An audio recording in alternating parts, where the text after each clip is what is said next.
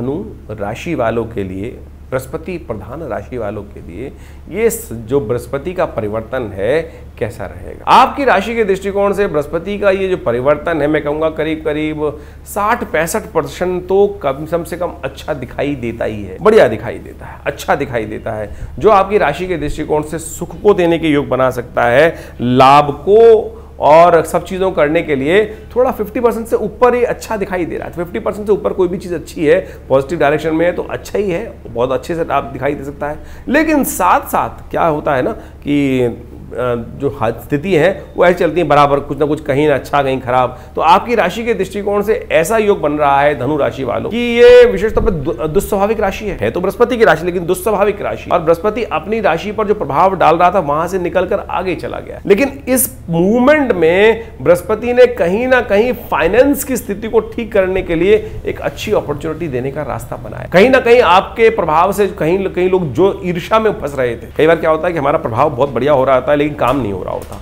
वैसी स्थिति में आप फंसे हुए थे। इस वक्त बृहस्पति ने 49 दिन के लिए एक नई डायरेक्शन आपको देने का प्रयास किया है। पर्दे के पीछे जाकर एक महत्वपूर्ण लाभ का रास्ता खोलते दिखा है, चीजों को आपके फेवर में करने का रास्ता आपके लिए खोलते हुए बृहस्पति महाराज दिखाई दे रहे हैं। इस समय बृहस्पति को थोड़ी ताकत चाहिए। अष्टम भाव में बैठे हुए बृहस्पति, कई बार क्या होता है कि ये वैराग्य का भाव, अष्टम भाव जो है बड़ा मिस्ट्री का भाव माना जाता है, एक ऐसा भाव माना जाता है कि अनप्रिडिक्टेबल भाव माना जाता है, बहुत गहरा भाव माना जाता है। यहाँ बृहस्पति को वैसे लगेगा कि बृहस्पति ताकत में नहीं है, तो ऐसे में बृहस्पति का शुभत्व प्राप्त कराने के लिए कुछ अच्छी चीजें आपको करनी पड़ेंगी, तब जाकर। इस वक्त बृहस्पति का साथ ये, क्योंकि अष्टम भाव जो है आमतौर मृत्यु का भाव भी माना जाता है, जेल का, बंधन का भाव भी माना जाता है, और यहाँ बृहस्पति को जब बैठ जाते हैं तो पंचम दृष्टि से बृहस्पति जो है वो नुकसान वाले भाव को भी देख रहे हैं,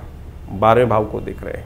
जुर्माने वाले भाव को भी देख रहे हैं। तो यहाँ वो स्थिति क्या है कि जब एक थोड़ी सी बृहस्पति को ताकत प्राप्त होगी तो वो कहीं ना कहीं थोड़ा नुकसान करने का रास्ता भी खुलता दिखाई देगा, कहीं ना कहीं जुर्माने का भाव भी खुलता दिखाई देगा, आएगा भी, तनाने का योग भी खुलेगा। तो यहाँ पे छन्नी की तरह बृहस्पति काम ना कर जाए, इस बात का ध्यान रखना। बृहस्पति अगर आपकी जिन लोगों की कुंडली में इस वक्त केमुद्रम योग बना हुआ, जिनकी कुंडली में केमुद्रम योग बना हुआ है, उनके लिए बड़ी सावधानी के साथ कार्य करने की जरूरत है कि आने के साथ साथ जाने का रास्ता ज्यादा खोल देगा बृहस्पति। अब चंद्रमा कुंडली में किसी के बिल्कुल अकेला बैठा हुआ है, आगे न कोई बाकी सब ग्रह है ही नहीं, कोई शुभ ग्रह चंद्रमा को देख नहीं रहा है, चंद्रमा से केंद्र में कोई शुभ ग्रह है नहीं, तो वो जन्मपत्री को एनालाइज करके देखने की आवश्यकता है। लेकिन करीब करीब ये जो परिवर्तन है 49 दिन का, ये परिवर्तन जो है 18 अक्टूबर से लेकर 5 दिसंबर तक का ये समय है, ये फिर भी एक जो है